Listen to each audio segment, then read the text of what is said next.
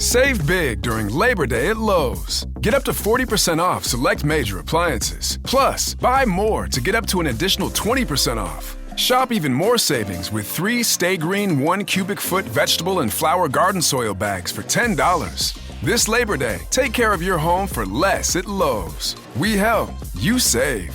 Valid through 9/3. Soil offer excludes Alaska and Hawaii. Selection varies by location. Select locations only. While supplies last. See Lowe's.com for more details.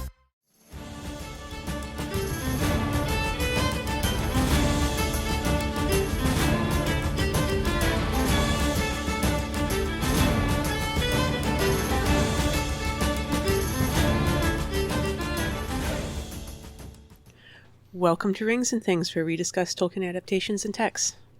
We're just 2 hobbits from the Shire, one bringing the other along on this adventure.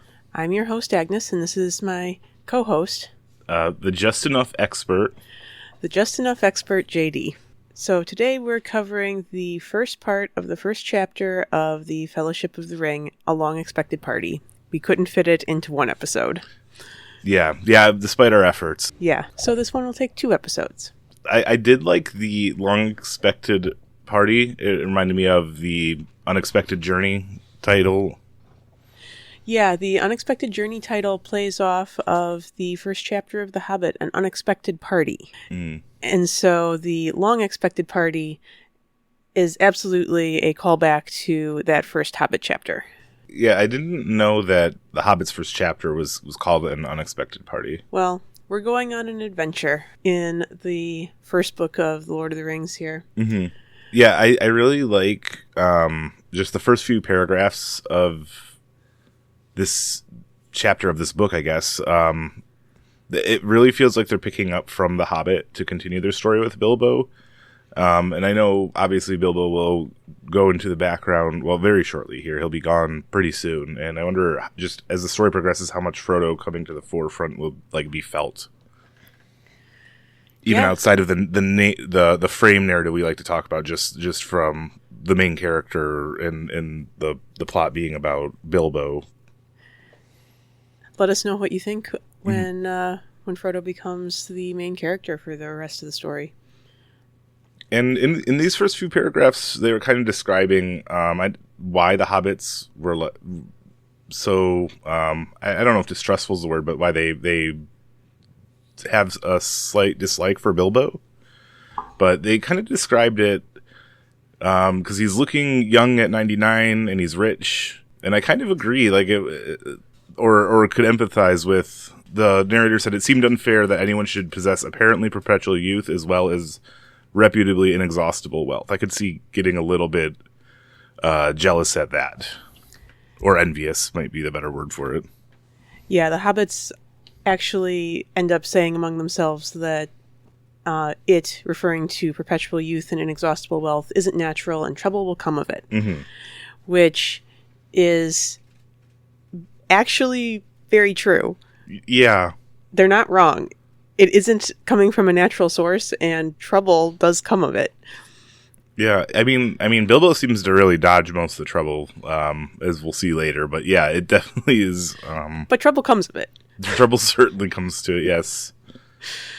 Yeah, I do wonder if the fact that that they're jealous of looking young comes from the ring, a magic item that's eating Bilbo's psyche and spiritual essence, in a way justifies this Hobbit skepticism.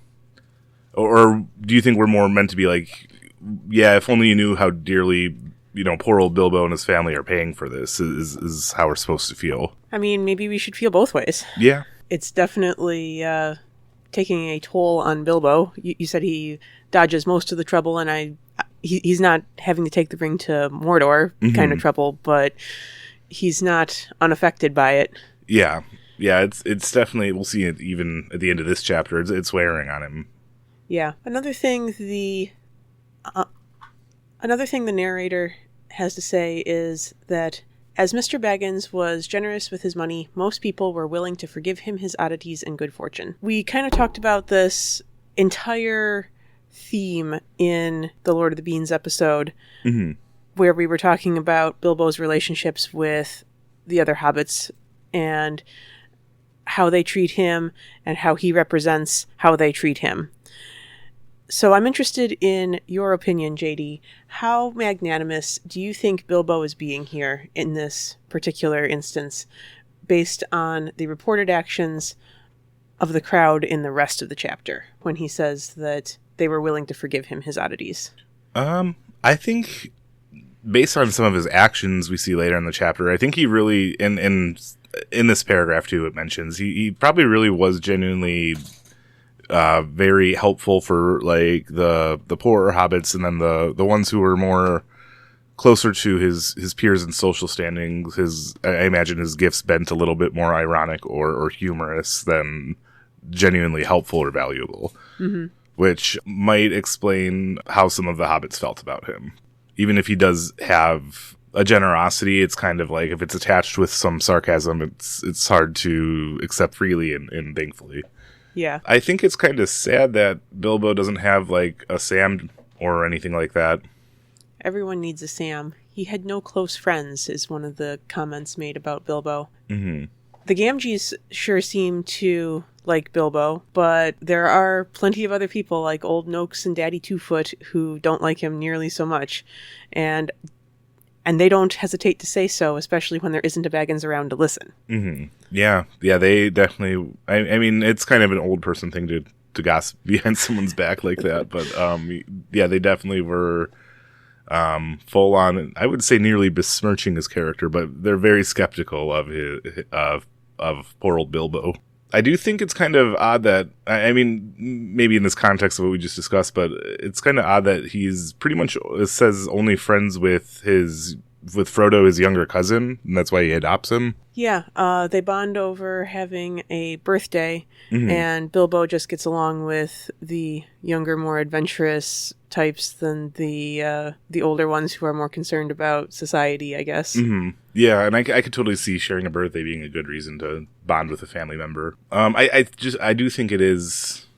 They mention it here for the first time, but I think it's wild, again, that Frodo's birthday just isn't mentioned in the New Line Cinema movie at all. Yeah, I'd never even noticed that until we started the podcast. Yeah, it's absolutely not there. So I want to know who all was intended to be invited to Bilbo's birthday party. The gaffer reports that Sam says that everyone will be invited. Mm-hmm. It's a very garbled message by the time we get it. Yeah.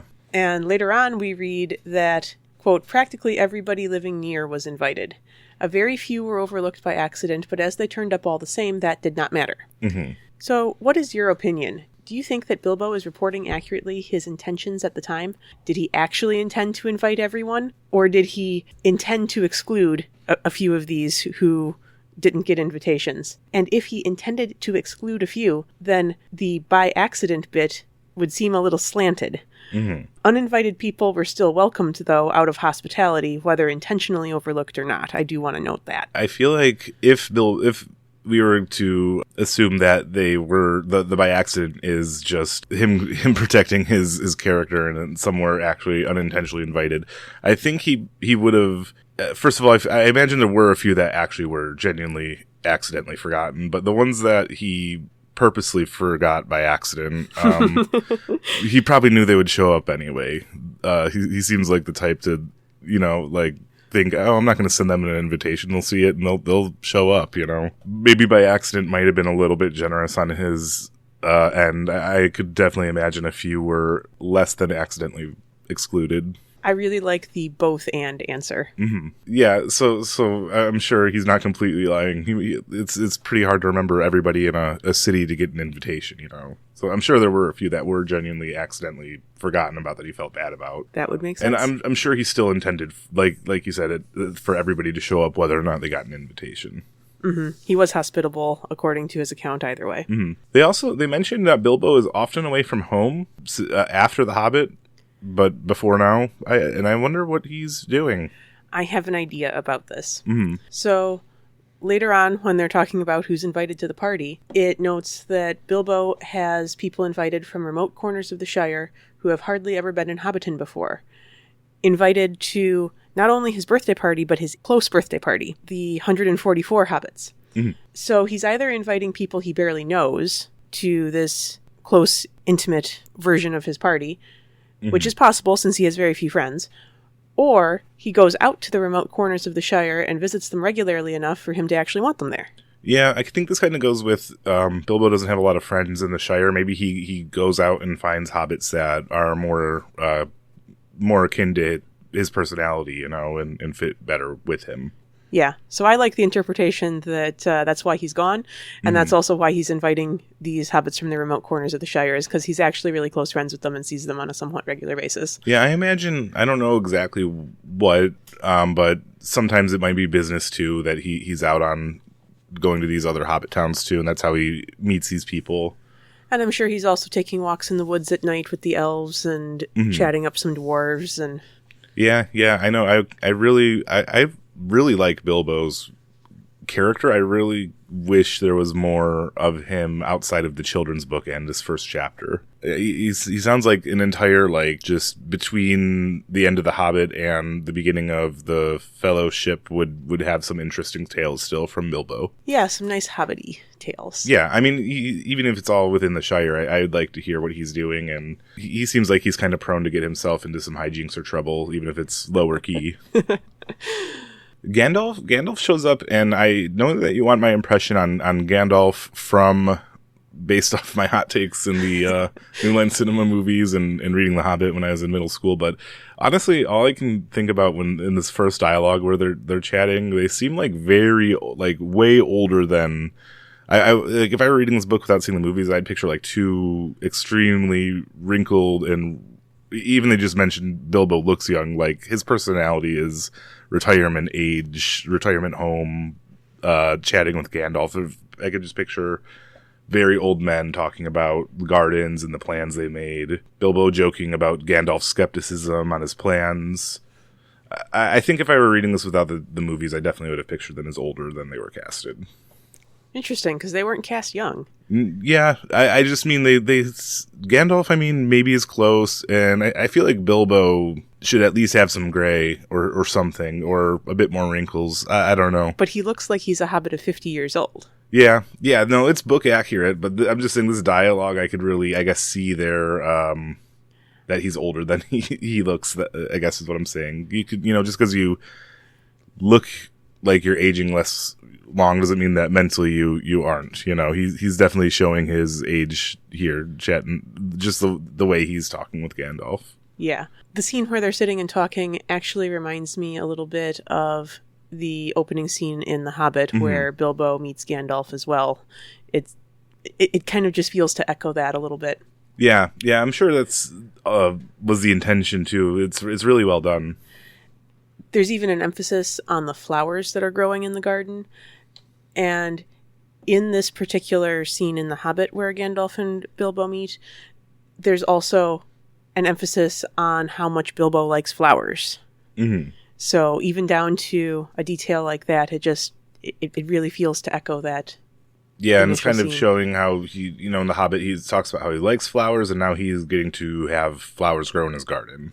He's accomplished that goal. Right, yes. I did also think so. They mentioned that he's extremely isolated. He has the whole no admittance except on party business. And even then, he didn't always admit people. It always just struck me as a personality idiosyncrasy, like Bilbo being Bilbo. But I think the context of him planning to leave and give up the ring makes it a little bit more, gives it a little dark tinge to it. It's like he spends his last few months with it holed up.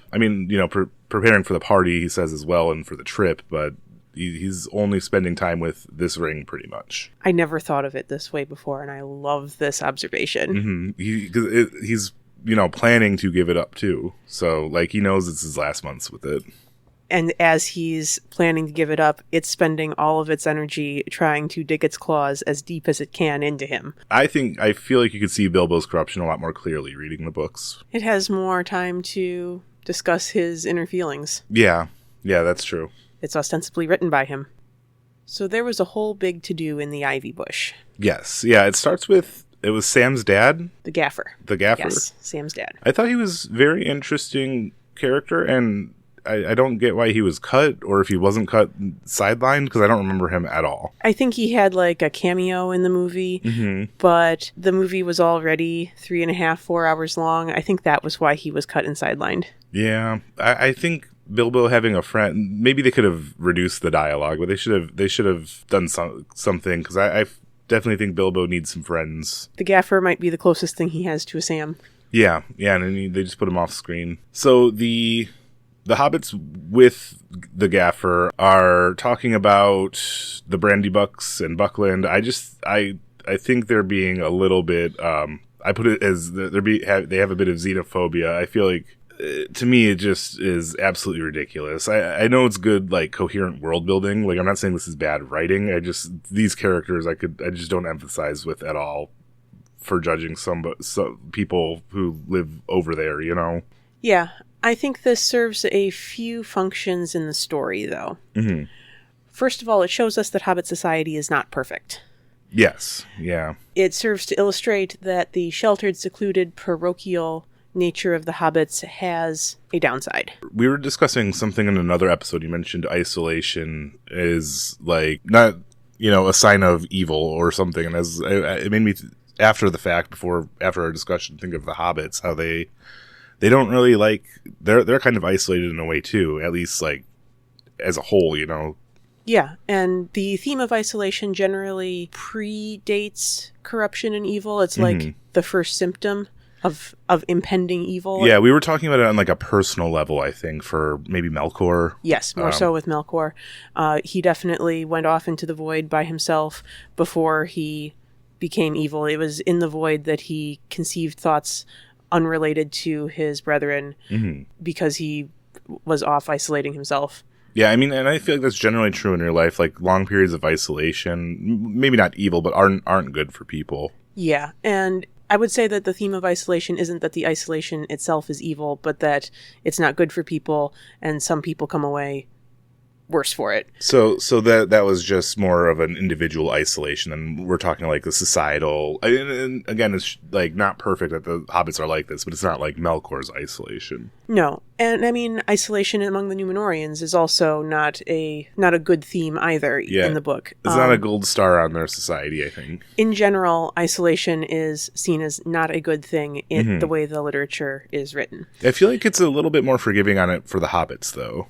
The Hobbits have a lot going for them, and so this one black mark doesn't seem to overtake and corrupt their society. Ultimately, they are isolated from the rest of the world, but they have a very strong community among each other, despite how they might talk about people in Buckland.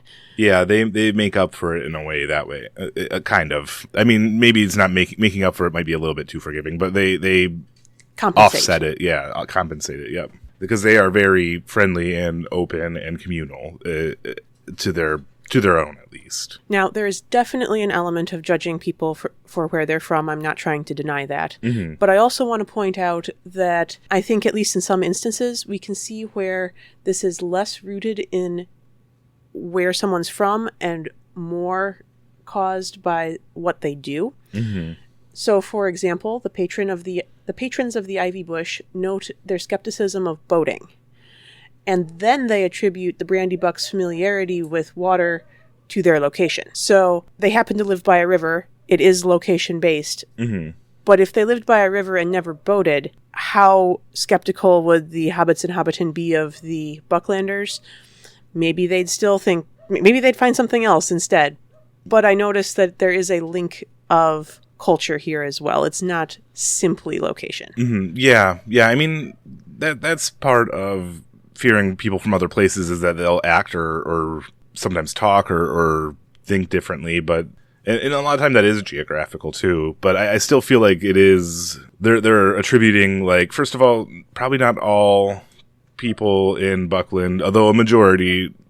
Not all of them a lot of them probably have similar feelings to boating that they do. They're just, not the society, the whole city at large or society at large, Mary Brandybuck is fine with the boats because of his boating experience. Yeah, and the one that they're speaking of, yes, he's very fine with boats, which is his downfall too. It reinforces their stereotypes and fear. I don't think Mary Brandybuck has any downfall. Mary Brandy. I'm sorry. I thought you said the Hobbit that they were talking about here, not Mary. Oh, Drogo Baggins? Yes. Yeah. Frodo's father has a downfall with a boat, but Mary Brandybuck is familiar with boats just from his Buckland culture. Yeah. And he doesn't have any downfall with them, but yet the Hobbiton Hobbits might take some issue with his familiarity with boating. Yeah. Yeah, it's kind of charming in a way that they're afraid of boats, but I wish that, they were a little bit nicer to the people who boated, even if they had a distaste for boating. Yeah.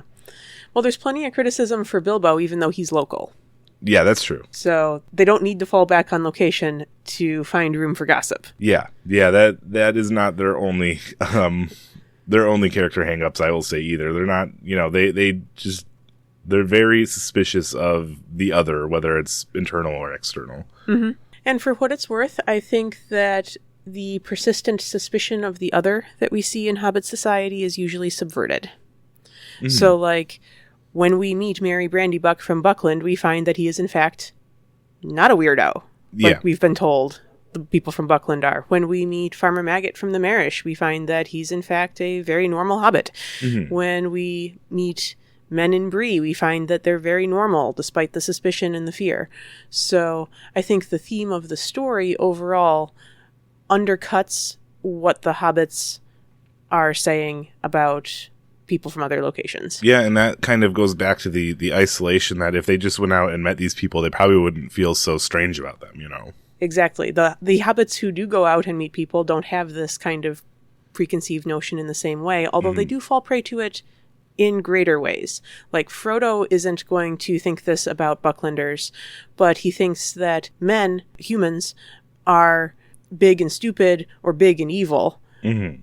And then when he goes out and meets them, he finds that it's in fact much more complicated. Yeah, and then, Bilbo's the only other person who, I don't think he has any specific, he goes out and travels, though. He's friends with dwarves. They don't specifically say anything about dwarves, but I imagine hobbits apply this to dwarves as well, this suspicion. It's implied, at least, in the text, but not outright stated. But now that he's kind of been out there and doesn't share this same suspicion, he's kind of put in that group, too.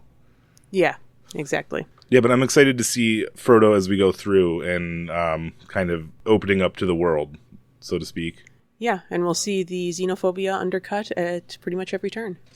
They're mentioning, I'm trying to follow the family tree here. It's the complicated nature of it is I think intended, right? Absolutely. Remember in the prologue we were told that, quote, all hobbits were, in any case, clannish and reckoned up their relationships with great care. They drew long and elaborate family trees with innumerable branches. Mm-hmm. In dealing with hobbits, it is important to remember who is related to whom and in what degree. And Frodo's related to Bilbo on either side of this family tree they mentioned? Yes, Frodo is related to Bilbo on both sides of the family. Bilbo is descended from a Baggins and a Took, and Frodo is descended from a Baggins and a Brandybuck. And the Tooks and the Brandybucks are also related. Oh, man. My head is spinning. I need to have somebody draw this out for me. So there are family trees in the back of The Return of the King. Okay. Maybe I'll take a quick peek and try to find it. I wouldn't know how to make a good podcast out of family trees, but they are there for reference. Yes. One of the things that interests me about the conversation we see unfolding in the ivy bush is how much the gaffer does not like the miller. This is mentioned several times, that the gaffer does not like Sandyman. Mm-hmm. Yeah.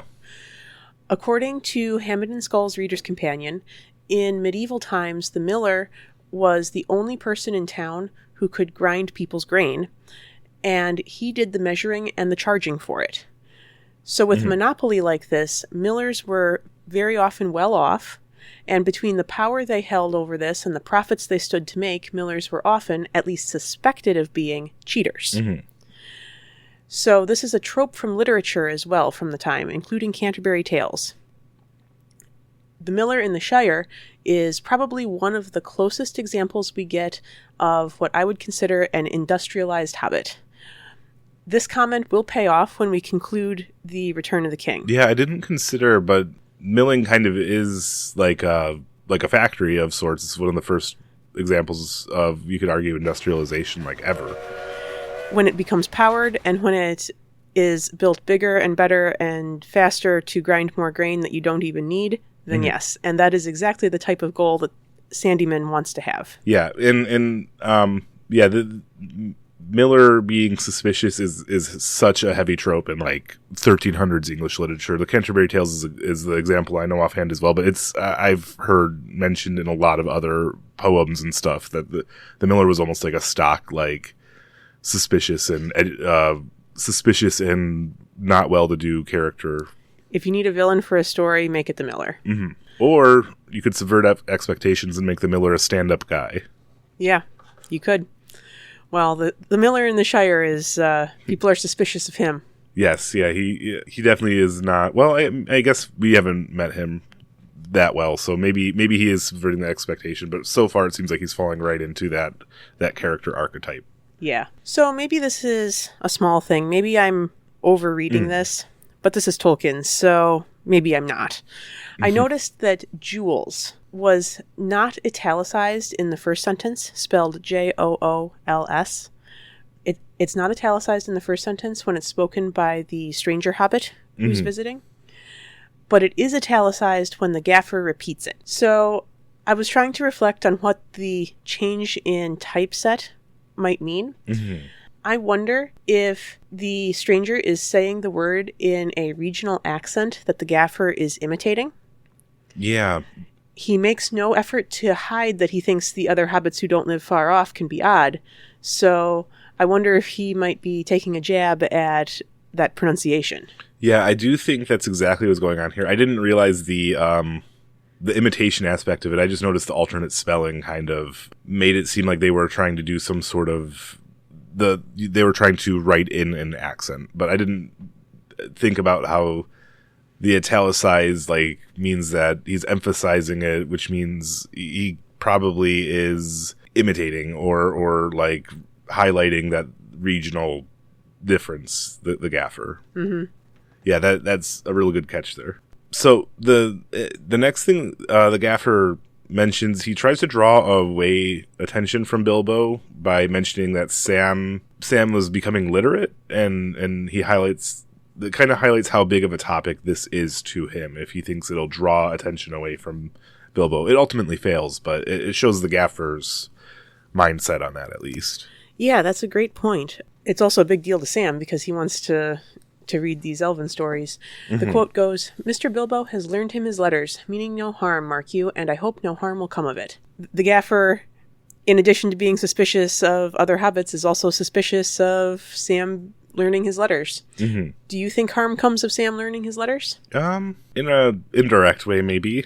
He does get mixed up in the business of his betters, and he does land in some pretty big trouble. Yeah, I feel like, learning the letters is the symptom of him getting mixed up in the business of his betters. If it just stopped there, I don't think he would have ended up in Mordor. Or learning his letters and ending up in Mordor are both symptoms of the same desire, the same elvish impulse he's got. Yeah, exactly. So, one of the things that I would like to bring to as many episodes as I can't say that it's going to be an every episode thing, is I would like to bring in the idea of mistranslations.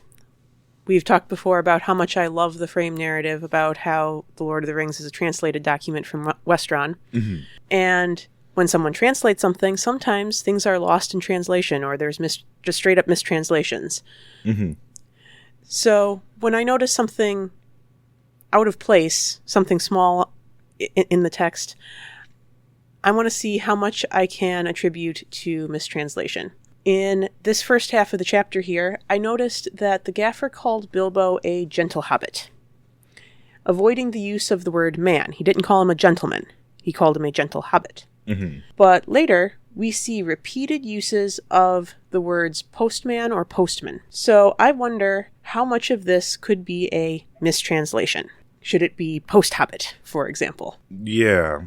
I couldn't see the Westron using man as a species to modify post, to say post-human, and then apply it to a hobbit. That just doesn't make sense, that would be written. So the only other explanation I can think for this is that perhaps the hobbits have a really strict rule that only males can deliver the post. It seems like a stretch, but go on. The counter-argument I had to this was that gentle hobbit wouldn't seem to be a less gendered term, yet it resists using the gendered term man. So that makes me wonder, does that mean that anyone can be a gentle hobbit, but only males can hand out letters? Either that or it's a mistranslation. Yeah, I feel like since it is being translated, right, there might just be a Westron word for mail carrier that's just one word, and the parlance was postman in whenever it was translated into English. They do specifically try to call like official like male people like letter carriers now to avoid the whole messiness of all of that. But, you know, it would make sense that only male hobbits could deliver post because that's why it's called the mail. Well, the main issue I have with postman is only in the context of the phrase gentle hobbit. Because if postman is okay because we're translating a Westron word that means mail carrier into mid-20th century English, and postman is the word we use then the Westron word that means a genteel hobbit would be translated as gentleman instead. But the translator has taken the care here to retain gentle hobbit as opposed to gentle man. Yeah. But not taken the care to create the term post hobbit. Yeah.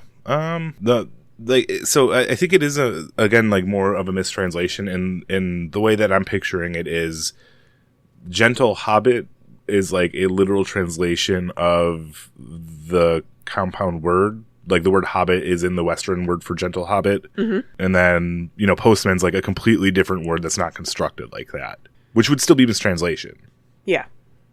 But I think that's like the mechanics of it if we're talking about how that would have gone down, or maybe maybe it is accurately translated and there is something about it being a gendered rule for some reason. I think that's it would be an interesting turn because the hobbits so far haven't really shown very much having exclusive gendered roles in their society as much as I could tell. No, not overtly, and it's all in the realm of speculation. I'm not aware of any official notes on this at all. I kind of feel like no matter what answer you go with, it's always falling flat for me. There's no satisfying answer to it. Maybe we can find a satisfying answer for the next thing that I want to bring up as many episodes as I can, which is who wrote that?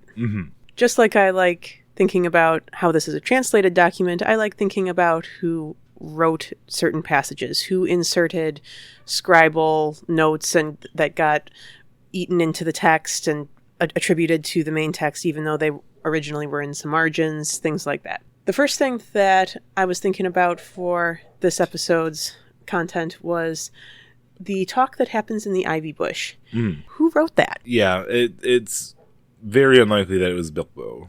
Bilbo wasn't there. Frodo wasn't there. There wasn't even a Baggins who was hearing what was happening. So it would have to have been Sam reporting this conversation, and either a Baggins wrote it from Sam's account, or Sam just wrote it. I mean, they were kind of talking about Sam like he wasn't there too, but that kind of does happen a lot. Well, maybe the gaffer told Sam what happened, and Sam told a Baggins what happened. Yeah. I mean, or Sam could have just been in the next room over, or not sitting active in the conversation and just nearby. Yeah. Not necessarily eavesdropping. It's just the way that, you know, older people will talk about their children in front of them without really realizing they're right there, you know? I could totally see that being the case too. And then Sam telling Frodo or Bilbo. Yeah. I also noted that the rumor of fireworks was attributed to the knowledgeable Sam. And I really wonder who wrote that. I'm guessing it would probably be Bilbo. Yeah, it does seem kind of sarcastic and backhanded like Bilbo is. Yeah, I wonder if Bilbo was perhaps a little annoyed that Sam let the cat out of the bag on those fireworks. They were supposed to be a surprise, but yet the whole town knew because of the knowledgeable Sam. I wonder if Sam was dropping any eaves. Yeah, I mean, maybe he was in the Ivy Bush, too. They do mention here that the term tweens for a hobbit is after their teens, but before they're an adult, so, like, their 20s. I know that this is a common word now for us to describe, like, before your teen, like, but not quite just a young kid anymore. I was wondering if this was coined by Tolkien or not, because, I don't know the history of this word, but it felt like a more modern term. So I did a little looking into this. Hammond and Scull note that, quote, tweens is a play on teens, that is the teenage years, but also on between and 20s. Mm-hmm. Yeah, and I didn't actually catch that tween sounds like 20 at all. Mm-hmm. The OED says that the earliest known use of the word tween is from a New York Times article in 1946. It probably referred to the modern use of how we use tween, not this Hobbit use. I would guess that it referred to the 10 to 12-year-olds, but I don't actually know how it was used in that article. And then, so if its earliest use was in an article in New York in 46, I wonder if it was like Convergent coining, at least. Like, I wonder if Tolkien just invented this without hearing the term tween being used. Yeah, I'm not sure, because the New York Times definitely would predate the publication of the Fellowship of the Ring, but not the first drafts of it, not the conception of the story. And Tolkien probably wasn't reading American publications in all that great detail. No, he probably didn't have a New York Times subscription. Yeah, that's exactly what I was about to say. Yeah, I can't imagine that he did either. So that does it for our rings. Now let's do our things.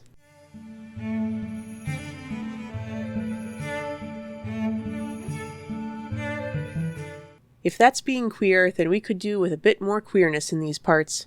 There's some not far away that wouldn't offer a pint of beer to a friend if they lived in a hole with golden walls. I like this quote from Hamfast Gamgee, the gaffer, because it emphasizes the importance of hospitality. Yeah, I really liked it as well too. I think that, again, the gaffer is a really great and interesting character. I really like him. Still surprised he was cut.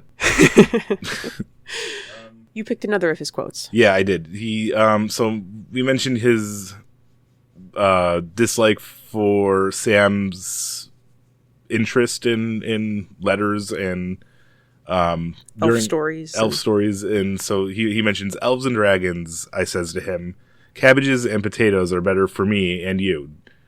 Don't go getting mixed up in the business of your betters, or you'll land in trouble too big for you. And I don't know. I just like elves and dragons versus cabbages and potatoes. It's a good comparison. So we have a special language, lore, and letters today.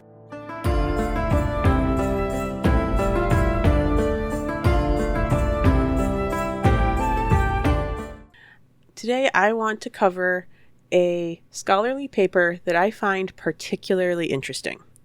It's called Hyphens as Sublexical Morphemes in the Hobbit by Sparrow Alden, published in the journal Malorn. So this article only specifically analyzes the Hobbit with statistical measures. But I really like carrying this idea into our reading of Lord of the Rings. As far as I know, no one has published any research regarding this topic as applied to anything outside of The Hobbit. Yeah, we're going to cover what it kind of represents here, these hyphenated words, but I'm really interested to see if the trend carries that they found from this paper. Yeah. So, in the article, which we will link below, Sparrow Alden proposes that Tolkien's use of hyphens contains additional information, specifically a meaning of translation. She begins with Elrond's translations of the Gondolin blades as foe hammer and goblin cleaver, both hyphenated. Their elvish names are Glamdring and Orcrist, not hyphenated, so there is precedent for this type of translation technique. She says, quote, words in translation that have compound, nuanced meanings show up in English as hyphenated words. Yeah, and I wonder why, because they could have just done, like, goblin cleaver as a compound word without the hyphen, too. Maybe just... it does kind of fall off the page nicely, so it looks nicer, but I just wonder if there's a specific reason for the hyphen in particular. I would speculate that it's to show that it is a particular type of translation. Mm-hmm. Like, that's why I call it a translation technique. Yeah. So Sparrow Alden goes through The Hobbit and notes various points about the statistical data that she runs on The Hobbit to support this thesis. In Chapter 1 of The Hobbit, Alden observes that, quote, "It seems that Bilbo's native language of Westron is perfectly suited to Hobbit life and has many specific words relevant to the Shire and the hosting of tea parties, hyphenated, that plain English can't translate directly, leaving hyphenated words to cover the inadequacy." In Chapter 3, she notes that, quote, "Bilbo has been hearing stories of elves all his days, so here he has specialized words, but English does not. Similarly, chapters 12 through 14 take place far from the Shire, but the hyphenated words therein are about landscapes, dragons, elves, and lakemen, which are within Bilbo's experience or childhood stories." And these are both, all of these chapters mentioned are where there are a lot of these hyphenated words. Yes. These are where they're showing up most prevalently. She continues that, quote, "Tolkien creates new hyphenated words to communicate these concepts. We get the sense that these are nuanced concepts that do not map directly onto the English vocabulary." Okay. Yeah, this so far, when I was going through and reading this and looking at the very nice charts, this was the first piece, but I wasn't fully convinced at what they were getting here yet until we get to our next point here. So you not only have to support positive evidence like what we just talked about, but you also need to find negative evidence as well. Mm-hmm. Alden observes, quote, "Indeed, the longest stretch in the whole book without hyphens is the 34 paragraphs in a row that center on the crossing of the running water in Mirkwood. Bilbo does not have specialized words for the scenery of Mirkwood. It reads as though he must fall back on basic concepts to describe the place." Yes, and this is where it really came together for me and started to be compelling and interesting. The negative evidence, the lack of words in familiar places, definitely was, I thought, very interesting to see, and the trend kind of made it pretty obvious. Every time he's in peril, there's a lack of these hyphenated words, and every time he's somewhere familiar and comfortable, there's a lot of them. Yeah, because his language is suited to that type of lifestyle. Right, exactly. Similarly, there's an absence of hyphenated words during the time of war. Quote, "If there are nuances in war, then they are unknown to Bilbo by his own and his people's very nature. He writes his memoirs with plain words, and Tolkien translates them with plain English." Mm-hmm. Yeah, I think even so the translation is one piece to this, but I think the hyphenated words definitely create like if I didn't know that the Hobbit in the Lord of the Rings were supposed to be translated from another language, I would still look at this trend and think the hyphenated words are somehow supposed to convey a sense of comfortability and understanding, because just a shift in the tone and the writing is a great way to convey that. But I think that this being a translated work, and the Hobbits wouldn't have any words for war because they don't go to war, really, again, make this all kind of come together. Yeah. Alden continues, "If hyphenated words represent Bilbo's specialized vocabulary for which Tolkien, as compiler, used Elrond's translation technique, then hyphenated words represent Bilbo's familiarity with the situation." Mm-hmm. And that he has vocabulary to describe what's going on. Yeah. And what I want to do is take this idea and collect the data from Lord of the Rings and see what we can tease out using this as a basis and data from a book that she didn't take a look at. Yeah, I'm curious how this is going to work, because The Hobbit was only written by Bilbo, where we have multiple people writing this next book, multiple narrators, right?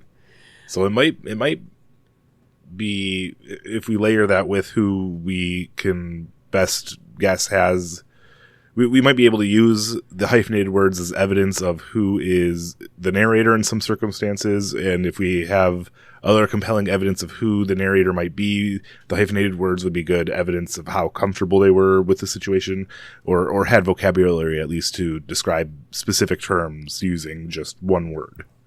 Yeah, this is definitely going to be a long-term project for me to do, and I'm not going to have anything of huge interest to report at the end of each chapter. This is going to have to take a lot of data and look at the patterns that exist across the entire Lord of the Rings text. Yeah, I want to see the trend graph on this. Yep. Well, maybe I'll have something interesting to present at the end of our reading of the Lord of the Rings. Another thing I want to keep track of, independent of this entire idea of hyphenated words, is every instance of the word master. I want to try to track a theme for how Tolkien perceives master and mastery. Oh, okay. Is there an article for that too? Something that's in The Hobbit, but not been done for the Lord of the Rings? Not that I'm aware of. Oh, okay. There might exist an article on mastery that I don't know about, in which case I would find that very interesting. But in lack of that information, I want to see what I can discover on my own. So I might have those questions, but in the meantime, we have our own question, a question that needs answering.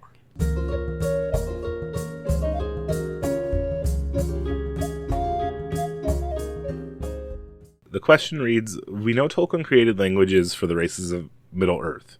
Do humans have their own language now that's developed, or do they speak Númenórean? Along the lines of diminishing, has all language just become derivative? Maiar language to Elf, to Númenórean, to human, to Middle-earth human, to Hobbit. So I can't believe I've never thought of this question before. The idea that the languages of Middle-earth are the proto-languages to our real world. It's such a wonderful question. I am not aware of anything in the Legendarium that relates Tolkien's constructed languages philologically to anything spoken in the primary world. I think the question is also wondering, are they related within the works, I guess? Like, is, I don't know, the Westeron somehow related to Maiar language or Elf or anything like that? Is there any trends that Tolkien made them interconnected in that way in the works as well? Some of the languages are related, yes. Quenya and Sindarin, for example, are two forms of Elvish that are absolutely philologically related. Okay. And in fact, that's why we have the Legendarium, is because Tolkien created a language and then created a language based on that, and then he needed a story to explain why the language shift happened. Okay. So that's at just within the text, like on the nose covered. Yeah, that's why the story exists, is to explain how the languages are related to each other. Got it. Something like Khuzdual, Dwarvish, was given to the dwarves by Aule himself, and is extremely resistant to internal change. So Khuzdual doesn't really have anything it's related to, since it came directly from a god, and doesn't change very much. And Númenórean is actually what becomes Westron. Got it. Okay. So Westron is derived from Númenórean. Yes. Adunaic is the Númenórean language, and that ends up turning into Westron. It has influences from Elvish, but it's fundamentally a Númenórean language. And Westron is what the humans and hobbits speak? Yeah, it's common speech. I also wanted to talk about how our primary world languages might be descended from Middle-earth languages as well. But this is entirely going to be my own speculation. We can see where the primary world's languages had influence on the constructed languages, though. That's not speculation. So I'm going to use that to interpret backwards, so to speak. Earlier I mentioned Quenya and Sindarin. Well, Sindarin specifically has taken inspiration from Welsh, according to the website Tolkien Gateway. So I could see a reading where we understand Welsh and its linguistic family to be descendants of Sindarin, or have more Sindarin influences. And that would be what the elves speak, right? What a portion of the elves speak. Okay. Because some of the elves speak Quenya. Which is related to Sindarin. Yes. Right? Okay. Yes, they are related. Earlier I mentioned Khuzdul, the language of the dwarves. Khuzdul contains many similar sounds to the Semitic language family, so I could conceive of there being a relationship there. If I remember correctly, metallurgy comes from the Middle East too. Interesting. And I mentioned Adunaic as being the language of the Númenóreans, which becomes Westron and also Rohirric. Also, there is more than just Westron for languages for humans. There's Rohirric as well. Yes. And there's also other pocket languages as well. The Dunlendings have their own language. The Bukelmen have their own language. But these aren't as major. They don't have the speaker. They don't have the speaking body that Westron and Rohirric have. Now, I could see Adunaic, the Númenórean language, being a form of Proto-Indo-European, and the other Mannish languages giving rise to other linguistic families like Uralic. I think it's a really cool idea that Númenórean could be the long-lost Proto-Indo-European. Yeah, I do know that Welsh ultimately, I double-checked it now, just Google. Welsh is also ultimately Proto-Indo-European, although it's a separate branch. It's the Celtic branch. And maybe that branch has more Elvish influence than other branches. Yeah. I mean, definitely seem like Irish is closely related to Welsh, at least compared to English. And I feel like Ireland and Wales and that whole and the Celts who were in England before the Anglo-Saxons have a lot of historical inspiration for the concept of elves in the Fae and fairy and stuff. Yeah. Well, languages get messy. Language family trees get messy, almost as messy as Hobbit family trees. Yeah. I feel like hobbits are a little bit harder to parse, but maybe not. You can follow the podcast on Twitter and Instagram through the links in the description. Please follow, like, and subscribe on Spotify, YouTube, Apple Podcasts, and other major podcast platforms. To have your question or comment featured on the podcast, please send an email to shirepost.ringsandthings@gmail.com. If you're enjoying the podcast, please consider contributing to our efforts to the Patreon link in the description. A hearty hobbity thank you to our first supporter, Lori J. from Florida. We are deeply grateful for your support. A special thank you to our editor and spiritual producers, Steve and Jeffrey, and thank you for listening.